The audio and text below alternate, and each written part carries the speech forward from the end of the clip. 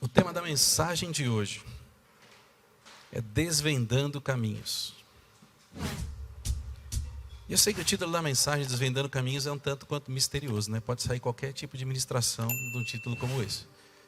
Eu não sei se vocês tinham visto antes na thumbnail do YouTube, se vocês ficam tentando antecipar o que vem. Mas de fato, com um título como esse, poderia sair qualquer coisa de uma ministração. Mas essas duas palavras, desvendando e caminhos, elas têm um forte significado naquilo que nós vamos refletir hoje. E vocês vão entender o porquê. É quase que óbvio que nós vamos falar sobre caminhos, né? Mas caminhos também pode significar muita coisa. Mas aqui é onde a coisa começa a ficar interessante, a ministração. Quando vocês precisam chegar em algum lugar, vocês vão sair, por exemplo, da casa de vocês e vir até a igreja, vocês vão sair da casa de vocês e vão até o trabalho. Vocês normalmente vão percorrer um caminho para chegar lá. O caminho normalmente tem uma origem, um destino.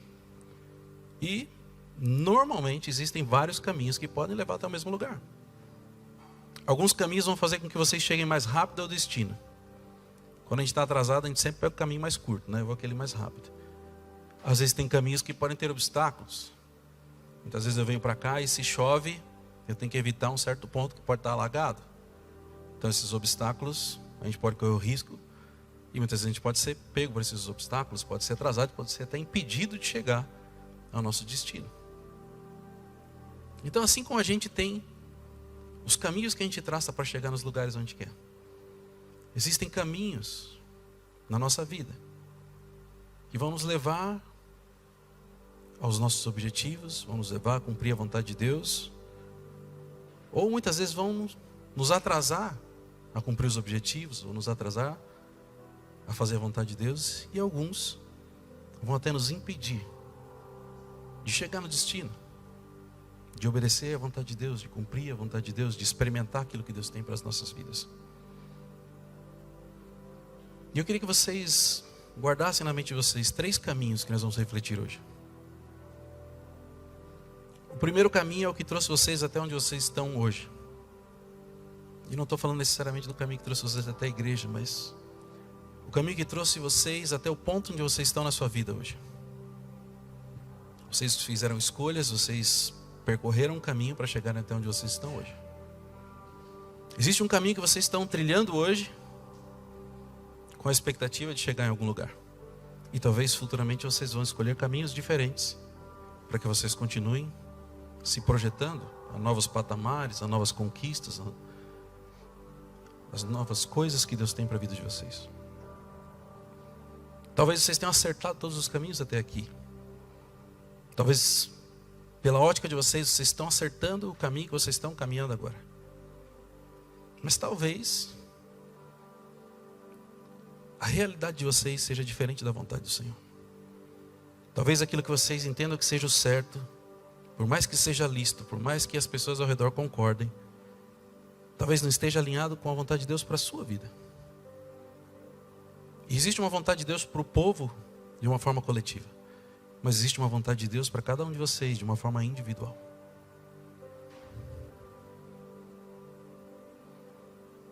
E agora que eu espero que o título esteja começando a fazer um pouco mais de sentido. Porque a gente precisa desvendar os caminhos que Deus tem para a nossa vida. Não só os caminhos que nós temos caminhado, não só os caminhos que nós acreditamos, mas os caminhos que Deus tem para a nossa vida. E o texto que a gente vai ler hoje está no livro de Ageu, capítulo 1. Se você trouxe sua Bíblia, isso aí vai dar um pouquinho mais de trabalho para a gente achar, porque é um livro pequenininho. Só tem 2 capítulos.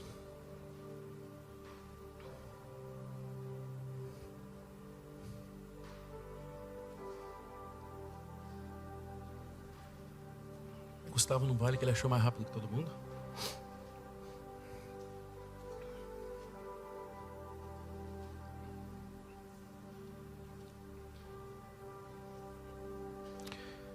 Mas esse livro de Ageu, enquanto vocês procuram o livro, esse texto de Ageu, mostra que em determinado ponto o povo de Israel se acomodou na sua caminhada. Deus tinha dado um direcionamento, um caminho para eles, eles começaram a caminhar, mas quando surgiram as dificuldades, eles pararam e se acomodaram, seguindo um caminho que era diferente daquele caminho que o Senhor tinha. Apesar de não ser nada errado, apesar de não ser ilícito, apesar de não ser pecado, eles não estavam cumprindo a vontade do Senhor, eles não estavam agradando ao Senhor. Posso ler? No primeiro dia do 6º mês, do 2º ano do reinado de Dario, a palavra do Senhor veio por meio do profeta Ageu ao governador de Judá, Zorobabel, filho de Sealtiel, e ao sumo sacerdote Josué, filho de Jeozadaque, dizendo: assim diz o Senhor dos exércitos, este povo afirma, ainda não chegou o tempo de reconstruir a casa do Senhor. Por isso a palavra do Senhor veio novamente por meio do profeta Ageu. Acaso é tempo de vocês morarem em casas de fino acabamento, enquanto a minha casa continua destruída? Agora sim, diz o Senhor dos exércitos, vejam onde os seus caminhos os levaram. Vocês têm plantado muito e colhido pouco. Vocês comem, mas não se fartam. Bebem, mas não se satisfazem. Vestem-se, mas não se aquecem. Aquele que recebe salário, recebe-o para colocá-lo numa bolsa furada. Assim diz o Senhor dos exércitos, vejam aonde os seus caminhos os levaram. Subam um monte para trazer madeira, construam o templo para que eu me alegre e nele seja glorificado, diz o Senhor. Vocês esperavam muito, mas para a surpresa de vocês acabou sendo pouco. E o que vocês trouxeram para casa eu dissipei como um sopro. E por que fiz isso? Pergunta o Senhor dos exércitos. Por causa do meu templo que ainda está destruído, enquanto cada um de vocês se ocupa com sua própria casa. Por isso, por causa de vocês, o céu reteu o orvalho e a terra deixou de dar o seu fruto. Provoquei uma seca nos campos e nos montes, que atingiu o trigo, o vinho, o azeite e tudo mais que a terra produz. E também os homens e o gado. E o trabalho das mãos de vocês foi prejudicado. Nesse texto, Deus levanta o profeta Ageu para confrontar um povo que estava acomodado naquele tempo. Acomodado com suas próprias conquistas, acomodado buscando as suas próprias coisas, focando no seu conforto pessoal. E Ageu repete por 2 vezes, vejam onde os seus caminhos os levaram. Aquele povo estava seguindo por um caminho que aos seus olhos era correto, mas Deus está tirando uma venda dos seus olhos, está desvendando que aquele caminho que eles estavam seguindo não era um caminho que agradava ao Senhor. Mas antes de a gente voltar para o texto, eu queria relembrar como é que o povo chegou nesse ponto. Talvez vocês se lembrem de um pedaço da ministração do Carlos na semana passada. Eu lembro que quando o Carlos falou, eu comecei a chorar, porque eu lembrei de como a gente começou esse templo, como a gente construiu esse templo. E o Carlos falou de um texto de Davi, que está em 1 Crônicas 17, que diz: o rei Davi já morava em seu palácio, quando certo dia disse ao profeta Natã: aqui estou eu morando num palácio de cedro, enquanto a arca da aliança do Senhor permanece numa simples tenda. Davi, no seu coração, entendeu que a casa que ele morava, o palácio que ele morava era muito luxuoso, mas onde Deus habitava, que era o lugar da arca da aliança, era uma simples tenda. Ele falou, tem uma coisa errada aqui. Como é que eu posso morar num lugar tão luxuoso e Deus morar numa tenda tão simplesinha? Então ele tem o desejo de construir um templo. Ele acaba preparando tudo e o seu filho Salomão constrói o templo. E depois de um tempo aquele povo se afasta do Senhor, e o Senhor envia o exército babilônio para levar aquele povo cativo, exilado para a Babilônia. E aqueles babilônios destroem aquele templo que Deus havia permitido que Salomão construísse. Então aquele povo foi levado cativo, prisioneiro. Não tinha mais templo, não tinha cidade, não tinha morada, tinha sido tudo destruído. Muitos anos depois, o rei Dario da Pérsia, que havia assumido ali o poder daquela região, ele permite que o povo volte para reconstruir a cidade. E a reconstrução começa com Neemias reconstruindo os muros ao redor da cidade, para que as pessoas pudessem voltar e pudessem habitar de novo nas suas casas, para que pudessem habitar de novo e a cidade fosse reconstruída. E em paralelo a Neemias, a gente tem um outro homem chamado Esdras, que volta com a missão de reconstruir o templo. O segundo templo não teve a mesma glória física que o primeiro, nos aspectos do ponto de vista de quantidade de ouro, quantidade de recursos. Mas o próprio profeta Ageu, no capítulo 2, disse que a segunda casa teria uma glória maior que a primeira. Mas esse segundo templo que Esdras voltou para construir é chamado de segundo templo, e uma das paredes dele existe até hoje, que os judeus chamam de Muro das Lamentações. É uma das paredes desse segundo templo, onde eles entendem que a presença do Senhor ainda habita naquele lugar. É um muro sagrado. Só que essa construção do templo, por Esdras, teve dificuldades, teve impedimentos. Inimigos se levantaram, conspirações, e eles tiveram que parar a obra. Em Esdras capítulo 4, 24 diz: assim a obra do templo de Deus em Jerusalém foi interrompida e ficou parada até o segundo ano do reinado de Dario, rei da Pérsia. Ali, aquele povo entendeu que tinha muita dificuldade, eles pararam a construção do templo. Só que houve um período entre eles pararem a construção do templo e aonde Deus levanta profetas 20 anos depois, para confrontar de que no coração daquele povo eles já não tinham mais a vontade de construir o templo.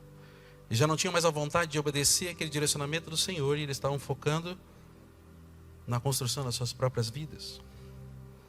E é nesse tempo onde Deus levanta 2 profetas, Ageu e Zacarias.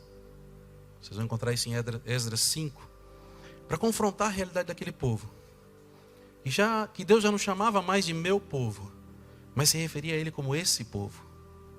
Porque já não obedecia mais o Senhor, já não tinha no seu coração uma prioridade, o desejo de fazer a vontade do Senhor. Então Ageu surge com uma mensagem de confronto, dizendo: assim diz o Senhor dos Exércitos, vejam aonde os seus caminhos os levaram. É uma afirmação que traz o povo a uma reflexão. O Senhor está dizendo para que aquele povo olhasse os caminhos que eles estavam seguindo e aonde esse caminho estava levando. Era um chamado de Deus para tirar a venda dos olhos deles, para que eles parassem de achar que os caminhos que eles estavam seguindo eram corretos, porque os seus olhos eram corretos, porque tinha a aprovação das pessoas ao redor, porque pareciam ser caminhos de prosperidade, e eles entendiam que estavam fazendo a vontade de Deus, mas eles estavam fazendo a sua própria vontade. O que nos leva à seguinte pergunta: será que nós estamos com as nossas prioridades corretas? Será que os nossos caminhos refletem a prioridade de Deus e a vontade de Deus para as nossas vidas? Ou será que eles têm refletido a nossa própria vontade? É isso que a gente vai descobrir, refletindo um pouco mais nos pontos hoje. E o primeiro ponto que eu queria refletir com vocês, talvez seja o mais do que óbvio, é que esse povo estava acomodado. E Deus traz isso muito claro no versículo 2, ele diz: assim diz o Senhor dos Exércitos, esse povo afirma, ainda não chegou o tempo de reconstruir a casa do Senhor. 20 anos depois, no coração deles, eles diziam: ainda não chegou o tempo de reconstruir a casa do Senhor. Mas essa não era a vontade de Deus. Se fosse a vontade de Deus, Deus não traria esse confronto, Deus não teria dado um direcionamento 20 anos antes para que eles construíssem. Talvez tenham surgido tantas dificuldades que eles tiveram medo, talvez eles tiveram receio, mas eles não tinham receio em trabalhar nas suas próprias coisas.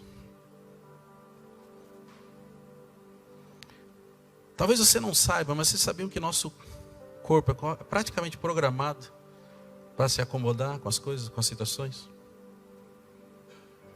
Talvez você nunca tenha estudado isso, mas eu lembro que eu fiz uma vez uma palestra sobre finanças.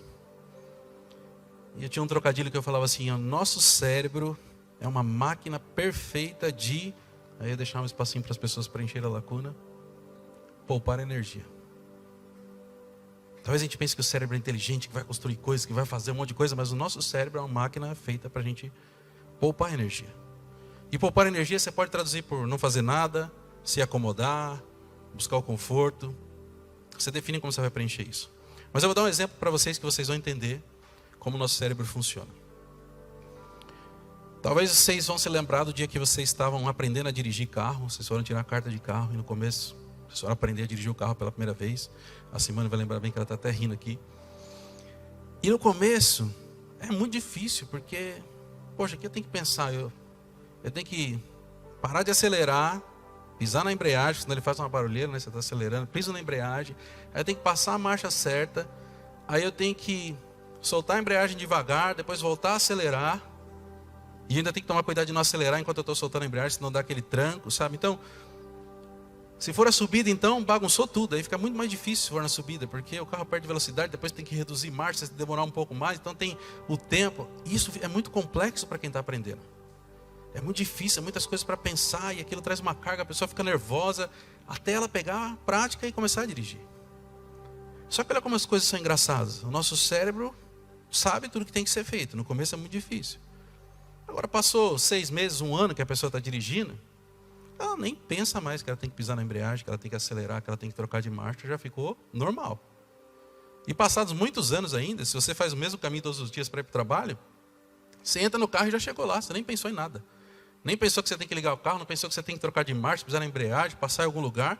Saiu de casa, chegou. Se você parar para pensar, você nem pensou em nada. Você não gastou energia com nada. Seu cérebro poupou toda essa energia. Porque ele entende que era uma energia desnecessária. Ele entende que aquilo que você ia gastar tempo se preocupando era um gasto de energia desnecessário. Então você vai praticamente no piloto automático. E da mesma forma como funciona com o carro, funciona com as nossas vidas. Muitas vezes a gente entra no piloto automático. A gente vai todo dia para o mesmo trabalho, a gente entra no mesmo horário, sai no mesmo horário, paga as mesmas contas, faz as mesmas coisas, come nos mesmos restaurantes, pede a mesma pizza. E a gente vai desistindo de buscar coisas diferentes e a gente se acomoda naquela situação. E muitas vezes a gente não consegue nem imaginar que a gente está acomodado, porque a gente fala assim, nossa, minha vida está tão difícil. E não é que a vida difícil não seja uma vida de estar acomodado, porque às vezes a pessoa está passando por uma vida difícil, mas é confortável para ela não ter que resolver aquele problema que faz a vida dela ficar difícil. E muitas vezes é onde o nosso desejo de romper, o nosso desejo de fazer algo diferente tem que ser maior. Se as coisas estão difíceis, talvez a gente tenha que fazer algo diferente, que vai ser desconfortável, que vai ser difícil para que aquilo mude. Mas é assim que funciona o nosso cérebro, criando condições favoráveis. E às vezes a gente tem decisões difíceis que a gente tem que fazer na nossa vida, coisas que a gente precisa fazer, desafios que a gente tem que enfrentar. Nosso cérebro traz ideias tão confortáveis para a gente que a gente não quer fazer nada. Você evita de acordar cedo e ir para a academia. Você evita de sair do ar-condicionado para enfrentar o calor de ir lá fora. Você evita de se indispor com as pessoas para resolver os problemas que precisam ser resolvidos. E você também evita de obedecer a Deus quando você não sabe qual é o desfecho daquilo. De certa forma a gente consegue colocar tudo na mesma sacola, porque a gente acaba se moldando e se acomodando. E o que é interessante é que a gente começa a arrumar desculpas. Ah, mas eu não fiz tal coisa, eu não fui para a academia porque estava chovendo. Aí a gente começa, para todas as coisas a gente é bom inventar desculpa. E essa desculpa é uma forma da gente se proteger, justificar aquilo que a gente deveria estar fazendo e não fez. Da mesma forma que aquele povo fez. A primeira coisa que Deus confronta naquele povo, através do profeta Ageu, é que ele diz, esse povo afirma, ainda não chegou o tempo de reconstruir a casa do Senhor. Essa era a mentira que eles estavam contando para eles mesmos. Eles estavam tentando se convencer de que não era o tempo, não era a hora de reconstruir o templo. Ainda que fosse a vontade de Deus, eles inventaram essa desculpa, eles se apegaram nessa desculpa. Mas o texto deixa claro o descontentamento do Senhor, não era a vontade do Senhor. Mas eles estavam acreditando naquilo que eles mesmos tinham contado para eles. O que mostra o quão longe eles estavam dos caminhos do Senhor, o quão longe eles estavam de ter algum nível de intimidade com o Senhor, de buscar a vontade do Senhor para as suas vidas. Talvez eles estivessem acreditando que eles estavam arrebentando nas suas vidas. Foi o melhor momento da vida deles. Fazendo a coisa certa, porque ainda não estava no tempo de construir o templo. Mas para Deus eles estavam atrasados. Então, talvez mais de 20 anos atrasados. E Deus não estava preocupado com o prazo da construção do templo. Deus estava preocupado com o coração do povo, que estava mentindo para si mesmo e longe dos caminhos do Senhor.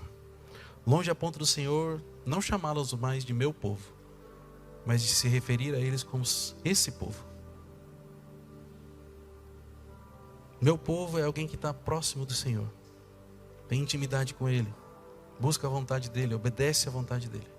Esse povo é alguém que está andando distante do Senhor, afastado do Senhor. E a pergunta que eu te faço é: será que você também não criou algum tipo de mentira para convencer você mesmo de que você está fazendo a coisa certa, de que você está fazendo a vontade do Senhor, mas talvez esteja caminhando distante da vontade dEle? Talvez coisas que Ele já pediu para você no passado, talvez direcionamentos que Ele tenha dado recentemente, e você não tem conseguido obedecer, porque as justificativas que você criou são mais fortes do que a vontade de obedecer.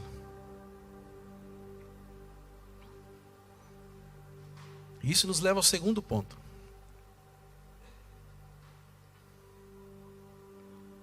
E o segundo ponto fala de um povo, mostra que esse povo estava com as prioridades erradas.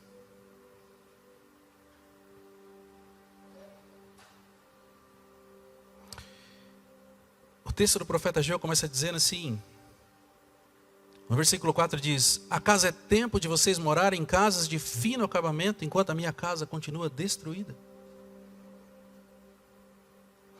O que o profeta Ageu está fazendo com esse povo, trazendo eles para reflexão, é que em algum momento o coração deles mudou, e eles deixaram de priorizar aquilo que era a vontade do Senhor e começaram a priorizar aquilo que era a sua própria vontade. Eu separei para vocês, eu acho que está aqui no slide, eu acho que é o próximo, um comparativo entre o coração de Davi, quando ele decidiu construir o templo, e o coração desse povo.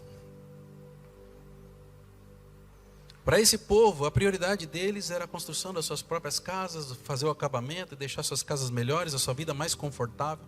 Vamos traduzir aqui a questão das casas para uma vida mais confortável.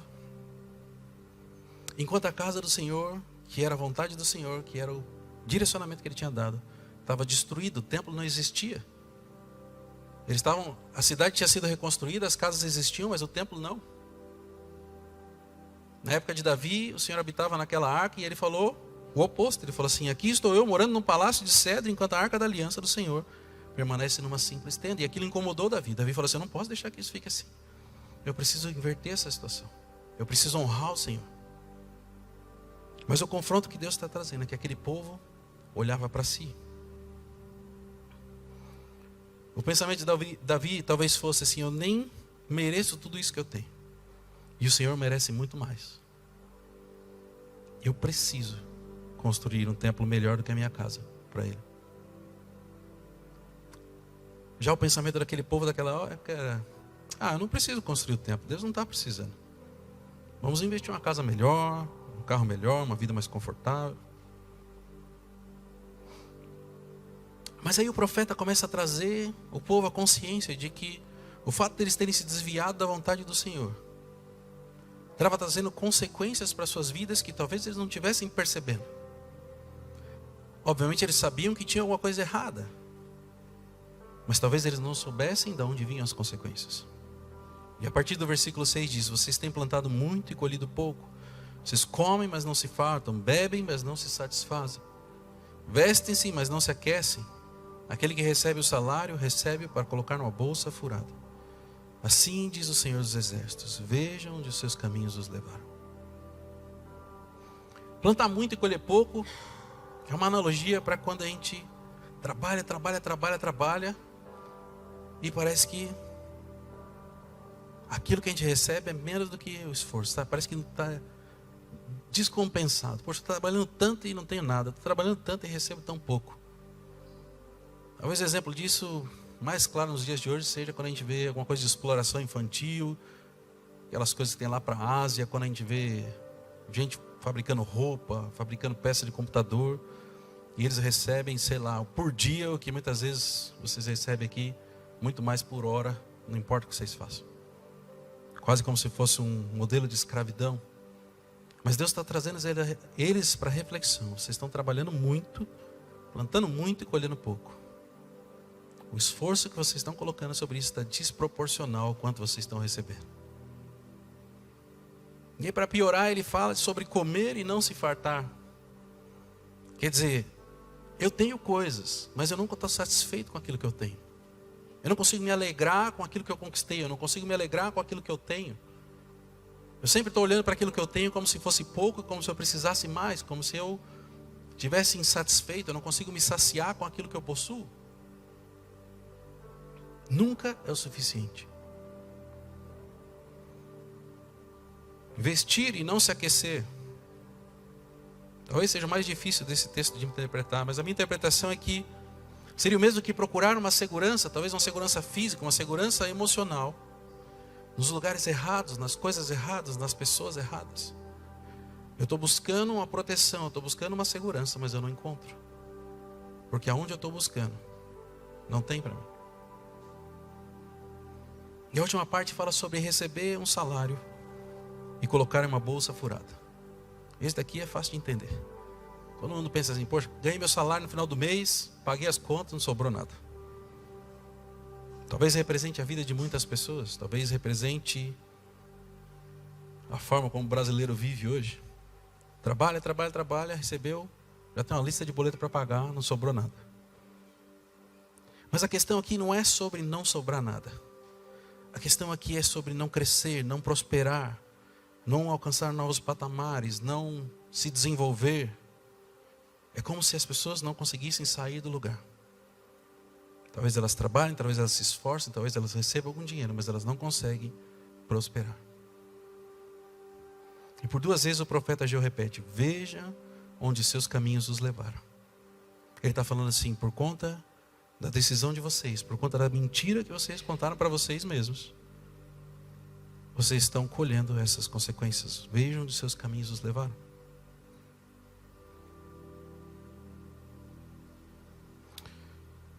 Certamente o caminho que o povo escolheu estava errado porque era diferente da vontade do Senhor. Mas aonde estava o erro do povo? O erro do povo estava na prioridade. Deus não está falando para eles assim, tudo que vocês estão fazendo é ilícito, vocês não deveriam ter casas boas, vocês não deveriam construir isso. Deus não disse isso. Ele só está questionando se é certo que as pessoas priorizem essas coisas, não priorizem a vontade do Senhor.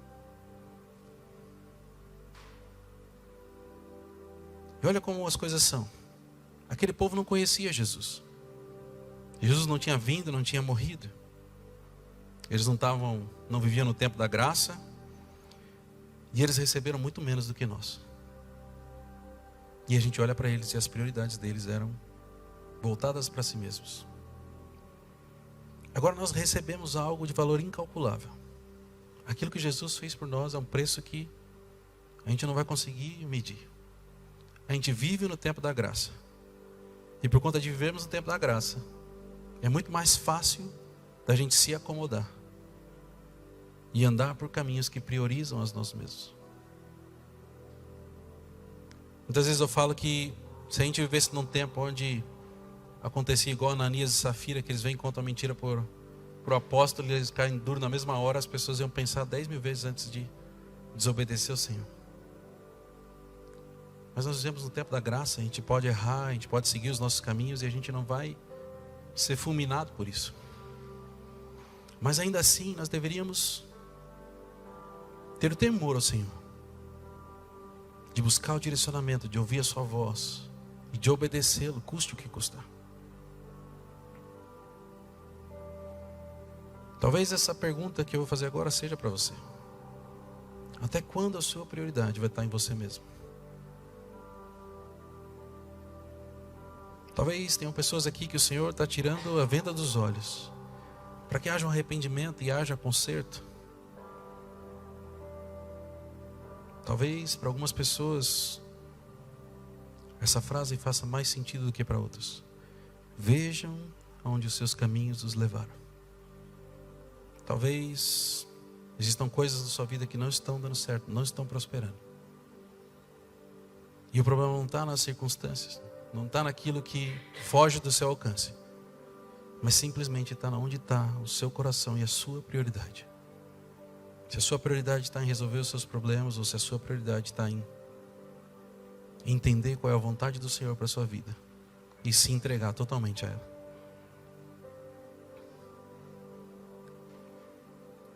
E o terceiro ponto é sobre o chamado de Deus ao arrependimento desse povo. Porque Deus não fez tudo isso para expor o povo e falar que eles estavam fazendo tudo errado e falar que eles iam continuar se lascando pro resto da vida. Deus fez isso para que eles pudessem entender e enxergar coisas que eles não estavam vendo. Aos seus olhos eles estavam fazendo a coisa certa, e Deus está mostrando para eles: o que vocês estão fazendo não é certo, porque vocês esqueceram da minha vontade. E Deus começa a restaurar o direcionamento que Ele tinha dado lá atrás, 20 anos atrás. E Ele fala assim: subam um monte para trazer madeira, construam um templo para que eu me alegre e nele seja glorificado. Deus está chamando o povo para o caminho que eles tinham começado, mas tinham desistido, para que eles retomassem o coração deles, apontando para Deus em primeiro lugar, a vontade do Senhor em primeiro lugar. E a vontade do Senhor para aquele momento, para aquela época, era a construção desse segundo templo. Mas o que Deus queria corrigir era a prioridade deles. E com as prioridades corrigidas, eles poderiam agir de acordo com aquilo que Deus esperava que eles fizessem. E Ele traz em seguida Ele reforça dizendo que Ele mesmo foi o responsável. Ele mesmo foi o responsável por fazer com que a expectativa daquele povo fosse frustrada. E eu sei que ninguém gosta de ter as expectativas frustradas. A gente faz os nossos planos, a gente quer que as coisas deem certo, e de repente as coisas começam a dar errado, e a gente fala assim: acho que deve ser Satanás aqui atrapalhando tudo.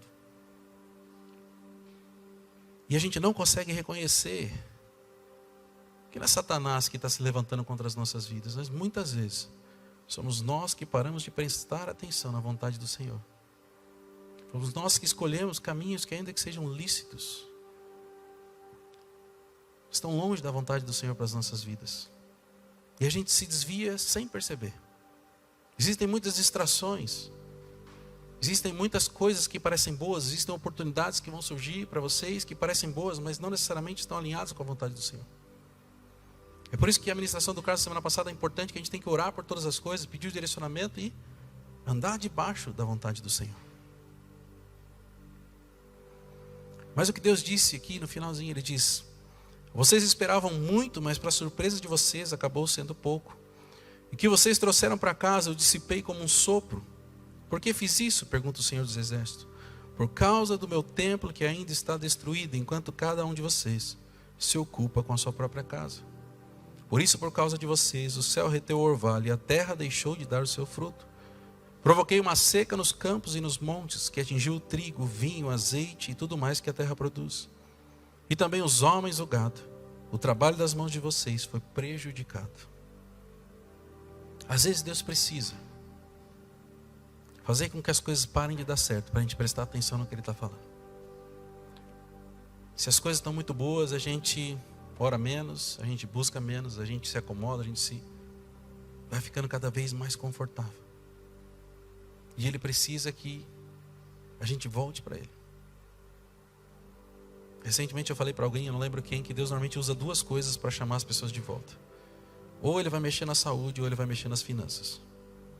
Quando a coisa aperta nessas duas coisas, aí você pode ver, quem quer que seja vai dobrar o joelho e vai orar mais do que tudo. Quando os médicos não têm mais o que fazer, você pode ter certeza que a pessoa se converte de novo. E começa a buscar o Senhor. Quando as contas não fecham, a pessoa vai buscar o Senhor. Às vezes Deus vai dar desafios ainda maiores, antes de resolver o problema. Mas as pessoas precisam buscar o Senhor. Mas tudo isso que Deus está falando para esse povo, não era novidade para eles. Porque Moisés já tinha deixado isso escrito em Deuteronômio 28. É um texto que fala sobre as bênçãos da obediência e as consequências ou maldições pela desobediência do povo. Eu separei aqui alguns versículos para vocês, 4 versículos. 18, 38, 39 e 40. Maldito será o fruto do seu ventre, o fruto da sua terra, e malditas serão as crias das suas vacas e ovelhas. Vocês lançarão muita semente ao campo, mas colherão pouco, porque os gafanhotos irão consumir tudo. Vocês plantarão e cultivarão muitas vinhas, mas não beberão o vinho, nem comerão as uvas, porque os vermes acabarão com tudo. Em todo o seu território vocês plantarão oliveiras, mas não terão azeite para se ungir, porque as azeitonas cairão. O que aquele povo estava experimentando era o cumprimento de algo que Deus já tinha dito. Se vocês obedecerem, vocês vão ser muito abençoados, mas se vocês desobedecerem, vocês vão ter consequências. E vocês precisam escolher. E eu queria que vocês guardassem sobre isso. É que em primeiro lugar Deus tem um chamado para vocês, para que vocês coloquem as prioridades de vocês em ordem. Não há um confronto de trazer peso para vocês, não é um confronto de falar assim, poxa, vocês estão fazendo tudo errado. Porque todos nós somos suscetíveis a nos distrair por um certo momento. Mas eu entendo que quando eu orei por essa mensagem, Deus queria que a gente tivesse de fato um coração voltado para Ele, que a prioridade fosse Ele, e que a gente tivesse disposto a obedecer tudo aquilo que Ele tem para as nossas vidas, não importa quanto custasse isso. E quando a gente olha para aquilo que Jesus fez por nós, não deveria ser um peso para nós. Muitas vezes abrir mão de coisas para obedecer ao Senhor e viver aquilo que Ele tem para nós. E a restauração da prioridade começa com a busca por intimidade com Ele, um relacionamento de intimidade com Ele. Se a gente não tiver uma busca por um relacionamento com Ele, como é que a gente vai saber o que Ele quer para as nossas vidas e como é que a gente vai obedecer aquilo que Ele tem para as nossas vidas? A obediência irrestrita àquilo que o Senhor pede só vai ser possível se vocês de fato se entregarem nessa busca por Ele. Isso tem um custo, isso tem um preço. Talvez vai te custar horas de sono, talvez vai te custar algum dinheiro que você ganharia, ou talvez algum dinheiro que você vai gastar para fazer isso, eu não sei. Buscar o Senhor normalmente é de graça, mas às vezes Ele pede coisas que custam. Tudo aquilo que o Senhor pede custa alguma coisa. Ele não vai pegar aquilo que está sobrando na sua carteira e falar assim, olha, faz uma oferta em tal lugar. Aquilo que Ele pede custa, e normalmente custa o suficiente para Ele provar o nosso coração, se a nossa prioridade é obedecê-lo ou não. Mas é exatamente isso que alegra e glorifica o nome do Senhor com as nossas vidas. Essa busca ao Senhor precisa ser a nossa prioridade. O nosso relacionamento com Ele precisa ser a nossa prioridade. A nossa família, o trabalho, o ministério, a casa, o carro, a viagem, o lanche, a pizza, vem tudo depois disso. A prioridade é buscar o Senhor. Naquela época a vontade do Senhor estava direcionada para a construção do templo, era o direcionamento que Ele tinha dado, era aquilo que Ele tinha pedido para aquele povo. Mas eu entendo que nos dias de hoje, é importante que a gente tenha um templo, mas essa não é a prioridade do coração do Senhor para as nossas vidas. E eu pensei um pouco, que talvez Deus tenha prioridades que são específicas para cada um de vocês. Mas como igreja, como corpo, eu acredito que não existe uma prioridade maior no coração de Deus, que deveria estar no seu coração, de alcançar mais vidas para Jesus. Pessoas que ainda não conhecem Ele, que através da sua vida poderiam conhecê-lo. E talvez experimentar coisas que vocês têm experimentado. Deus não me disse isso, mas eu entendo que essa talvez seja a prioridade dele para esse tempo. E a pergunta que eu faço para vocês é: quanto do seu tempo, das suas finanças, dos seus talentos, de fato reflete a vontade de Deus em alcançar novas vidas? Sei que muitas vezes a gente cria barreiras, mas talvez as barreiras sejam exatamente como esse povo criou. Ainda não é tempo de construir o templo para o Senhor. E talvez vocês estejam construindo desculpas para algo que vocês sabem que Deus pediu para vocês. Tem pessoas caminhando por uma condenação. Tem pessoas que você não vai encontrar quando você estiver diante de Jesus. Talvez pessoas que você ama, pessoas que você se importa, ou talvez pessoas que você nem conhece, mas que Jesus colocou ou vai colocar no seu caminho para que estejam lá com você.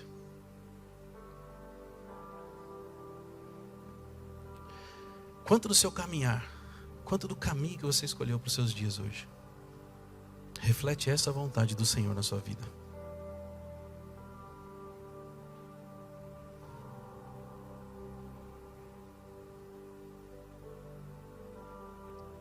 E para a gente partir para o encerramento, a gente vê no final dessa carta que todo aquele povo se rende à voz do Senhor e decidem ajustar o seu caminho. Eles entenderam que aquilo que parecia bom aos seus olhos não era tão bom. aquela alegação de que não era hora de construir o templo. Eles entenderam que não era a vontade do Senhor. Eles entenderam que eles haviam errado. E eles entenderam que tudo aquilo que eles estavam vivendo naquele momento eram consequências de uma desobediência de algo que Deus tinha dito. Mas após serem confrontados pelo profeta Ageu, eles se arrependem e decidem retomar a obra do templo.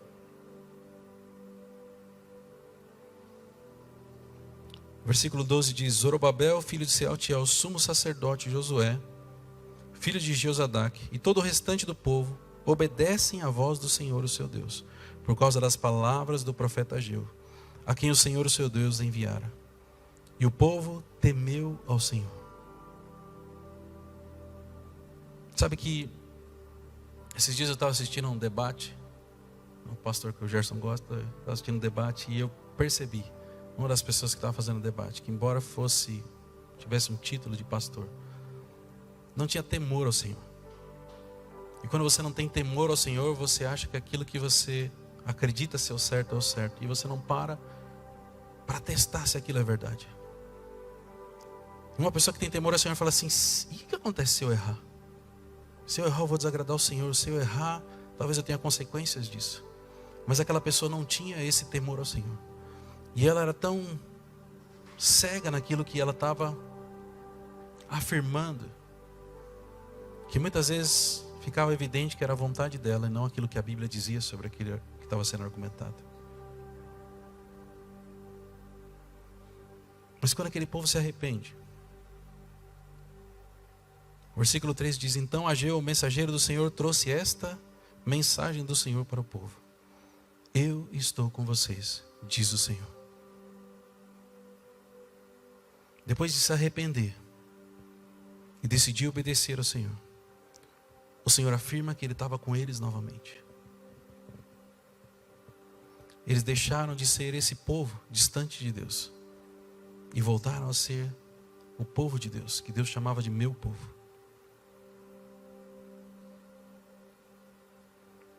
Da mesma forma como Deus chamou aquele povo ao arrependimento, eu entendo que Ele está chamando nessa manhã cada um de nós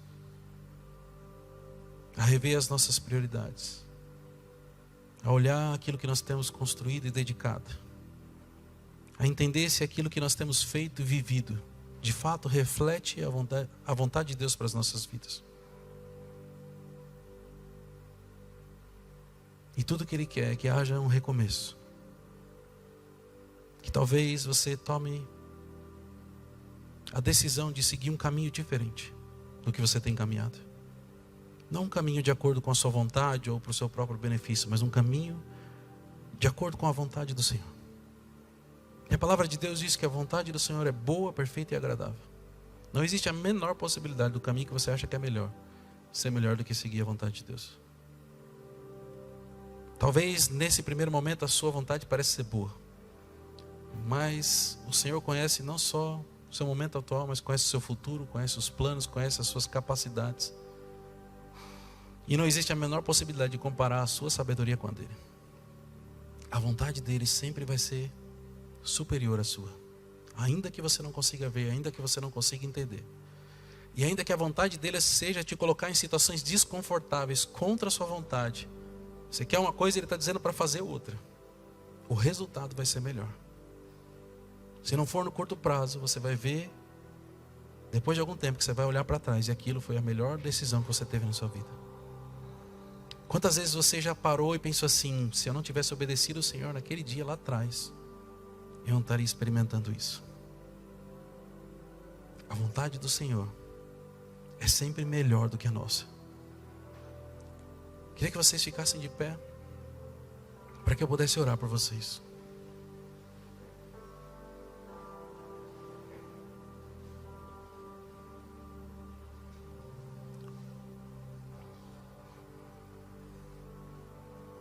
Entenda que essa mensagem, assim como Deus levantou o profeta Ageu, é uma mensagem de convocação do povo de Deus.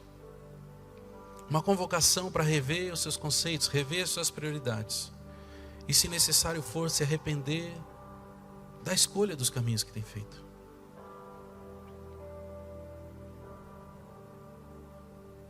Eu não vou chamar ninguém aqui na frente, não é uma exposição.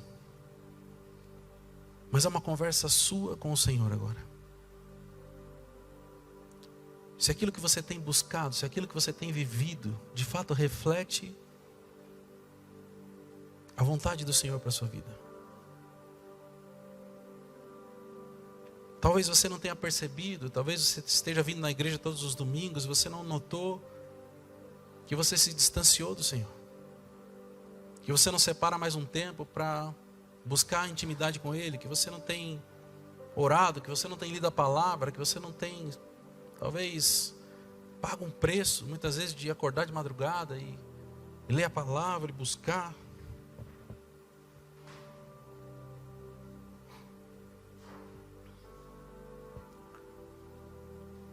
Essa é a hora de se arrepender e ajustar o caminho. Talvez até hoje você não tenha nem notado as consequências do que isso tem trazido para a sua vida. Talvez, assim como a gente disse, você tem trabalhado muito e colhido pouco. Talvez você tenha comido, não tenha se fartado. Talvez você tenha recebido seu salário e colocado numa bolsa furada.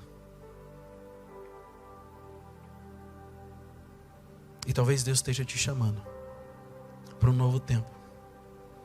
Um tempo onde você não vai se preocupar com as suas coisas ou com os seus problemas. Você vai se preocupar com aquilo que Ele tem para você. Com aquilo que talvez até aqui você não tenha enxergado, mas Ele vai começar a te falar. E só o que Ele precisa é que no seu coração você peça para Ele, para que a vontade dEle seja soberana sobre a sua, para que a vontade dEle prevaleça sobre a sua vontade.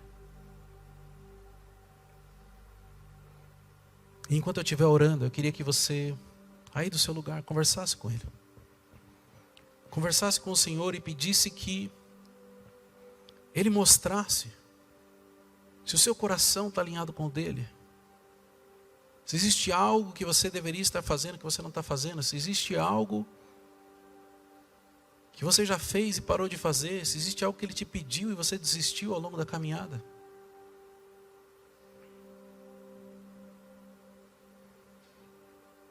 Quanto tempo faz que você não se desliga de tudo para passar um tempo só com Ele? Assim como a Bíblia diz que você vai sair da sua casa, sair do lugar onde as pessoas estão e você vai para um lugar secreto, para que você possa orar em secreto e Ele possa te enxergar, Ele possa te ver no secreto.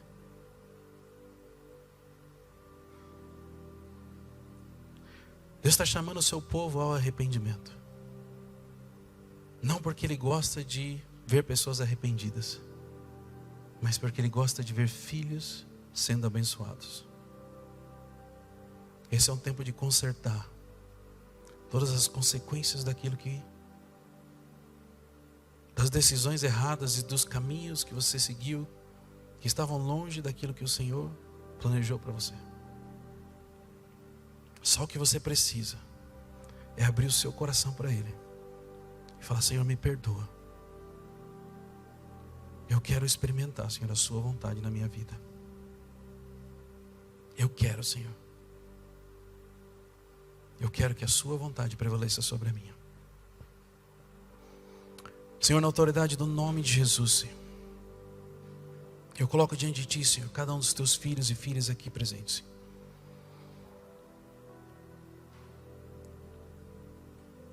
Eu te peço, Senhor, que o Senhor venha, Senhor, a ouvir, Senhor, o pedido de cada um deles, Senhor. O coração arrependido de cada um deles, Senhor, clamando, Senhor, por um novo tempo nas suas vidas, Senhor. E eu oro, Senhor. Eu oro, Senhor, para que o Senhor revele, para que o Senhor mostre, Senhor, aquilo que eles não conseguiam enxergar até essa manhã, Senhor. Para que o Senhor traga, Senhor, as claras, Senhor. Muitas vezes mentiras que Satanás plantou, Senhor. Mentiras que pareciam boas, Senhor, aos nossos olhos, aos nossos ouvidos, Senhor. Eu declaro caindo por terra agora, Senhor, toda mentira, todo sofisma, Senhor. Todo engano, Senhor. Para que, Senhor, o teu povo, Senhor, ouça, Senhor, a tua voz, Senhor. Para que ele caminhe, Senhor, nos teus caminhos. Para que ele experimente, Senhor, as bênçãos da obediência, Senhor. Para que eles tenham intimidade contigo, Senhor. Para que eles possam, Senhor, te conhecer cada vez mais. Para que eles possam, Senhor, ser confrontados por ti, Senhor. Para que eles possam, Senhor, ter as suas vidas consertadas por aquilo que eles ouviram de ti, Senhor. Para que eles possam, Pai, experimentar, Senhor, a tua vontade para cada uma das suas vidas, Senhor. Eu oro, Senhor, para que aquilo que foi peso até aqui, Senhor, aquilo que foi limitação, aquilo que foi motivo de vergonha, Senhor, caia por terra agora em nome de Jesus, diante de um coração arrependido, Senhor. Diante de um coração contrito, Senhor, aquele qual o Senhor não despreza, Pai. Eu oro, Senhor, para que não seja simplesmente algo como uma decisão racional, como uma atitude que precisa ser feita, Senhor. Mas eu oro, Senhor, para que o teu sobrenatural se manifeste em cada uma dessas vidas, Senhor. Quebrando cadeias, Senhor, rompendo grilhões, Senhor. Trazendo restauração, Senhor. Restauração nas finanças, Senhor. Restauração, Senhor, talvez na vida profissional, Senhor. Restauração nos casamentos, nos relacionamentos, Senhor. Restauração na vida espiritual, Senhor. Restauração, Senhor, de dons que estão escondidos e guardados, Senhor. Eu oro, Senhor, em nome de Jesus, Senhor, por um novo tempo na vida dos teus filhos e filhas, Senhor. Que cada um entenda, Senhor, aquilo que o templo representa para eles, Senhor. Que cada um entenda o chamado e o propósito que o Senhor colocou para cada um deles, Senhor.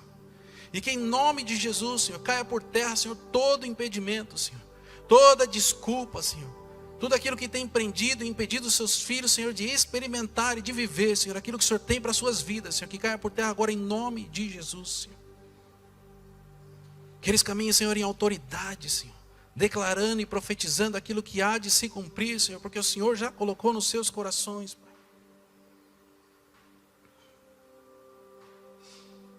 Que eles não se contentem, Senhor, com aquilo que traz o conforto, Senhor. Mas que eles se contentem somente, Senhor, com aquilo que te engrandece e glorifica o seu nome, Pai. Que o Senhor encontre, Senhor, no coração dos teus filhos, Senhor. Filhos e filhas obedientes à tua palavra, ao teu direcionamento, Senhor. E ainda que custe, Senhor, ainda que custe muito, Senhor, que o Senhor possa encontrar no seu meio, no meio do teu povo, Senhor, pessoas dispostas a pagar o preço, Senhor. Reconhecendo que o preço que foi pago, Senhor, por cada um de nós, foi muito maior, Senhor, do que qualquer coisa que nós possamos fazer, Senhor. Restaura, Senhor. Restaura, Senhor, o caminhar e a vida dos teus filhos, Senhor. Que eles possam experimentar, Senhor, um novo tempo, Pai. Debaixo da tua vontade, Senhor, que é boa, perfeita e agradável, Senhor. Que eles possam, Senhor, não só sair daqui se sentindo abençoados, Senhor, mas que eles possam sair daqui, Senhor, cheios, Senhor, de ousadia, de intrepidez, Senhor, de unção do teu Espírito Santo, Senhor. Que aquilo que era peso, aquilo que era difícil, Senhor, se torne leve, se torne fácil, Senhor. Porque eles estão debaixo, Senhor, da tua promessa, Senhor. Uma promessa de que a obediência libera bênção sobre as suas vidas, Senhor. E eu te agradeço, Senhor, em nome de Jesus, Senhor, por cada coração arrependido, Senhor. E eu oro para que o Senhor levante, para que o Senhor prospere, Senhor. Para que eles sejam referências, Senhor, nas suas casas, nessa cidade, nessa nação, Senhor. Para que o Senhor possa levantá-los, Senhor, onde eles nem imaginam, Senhor. Para que o Senhor possa, Senhor, usá-los de forma que eles nem sequer sonharam, Pai. E que nunca afaste, Senhor, dos seus corações, Senhor, a tua vontade para a vida de cada um deles, Senhor. Transforma esse povo, Senhor, num exército, Senhor, que vai alcançar vidas que precisam te conhecer, Senhor. Que vai alcançar, Senhor, aqueles que o Senhor já escolheu, mas ainda não ouviram falar de ti, Senhor. Levanta, Senhor, cada um de nós, Senhor, como seus instrumentos poderosos, Senhor, para te apresentar, para orar, para curar, para restaurar, Senhor. Eis-nos aqui, Senhor. Usa, Pai, as nossas vidas conforme a Tua vontade, Senhor. Em nome de Jesus, Senhor. Em nome de Jesus. Antes de encerrar, eu queria falar só mais uma última coisa. Depois que a gente acabar, se você sentir no coração de trazer o dízimo, a oferta, você pode vir aqui. Eu não vou fazer um tempo de oferta hoje. Mas enquanto eu preparava essa ministração, tinha algo que saltava aos meus olhos. Estava muito fora do contexto da ministração, então eu não trouxe aqui e eu deixei para o final. Mas uma das maiores alegrias da minha vida é de saber que alguns dos tijolinhos que construíram o prédio da nossa sede da IA Church lá em São Paulo, fui eu que ofertei para aquela obra. E eu lembro que eu paguei um carnezinho durante 12 meses, com muito sacrifício, porque eu orei e perguntei ao Senhor qual era a oferta que Ele queria que eu fizesse. E não era uma oferta tão confortável assim que estava sobrando. Mas durante 12 meses eu fiz isso. E não era, o sacrifício era na questão do trabalho. Mas o meu coração se alegrava muito e se alegra até hoje. Se vocês tiverem, alguns de vocês não tiveram a oportunidade de conhecer a sede. O Salvador foi um dia comigo lá e ficou muito impactado com a estrutura que existe lá. E toda vez que eu vou lá eu lembro que talvez uma meia dúzia de tijolinhos que tem lá fui eu que ofertei para aquele negócio. Para que aquele prédio fosse construído, para que aquela estrutura fosse construída. E talvez vocês estão visitando aqui pela primeira vez, não saibam, mas quem já está aqui há algum tempo sabe que a gente está construindo um segundo templo, que fica aqui do lado. Enquanto eu ia lendo esse texto, as coincidências eram muito grandes, né? Mas eu acho improvável que a maioria das pessoas que estão aqui há algum tempo não tenha notado ele lá. E o que me chamou a atenção, quando eu estava preparando essa ministração, e eu conheço meu coração, eu sei o quanto eu quero que esse templo seja construído. Mas o que me chamou a atenção é que talvez, de todas as pessoas que estão aqui na igreja, além de mim, somente 3 pessoas se prontificaram a ajudar de alguma forma a construir esse templo. Nós estamos falando de uma igreja inteira e 3 pessoas sentiram no coração de se propor a contribuir de alguma forma para que isso ficasse pronto.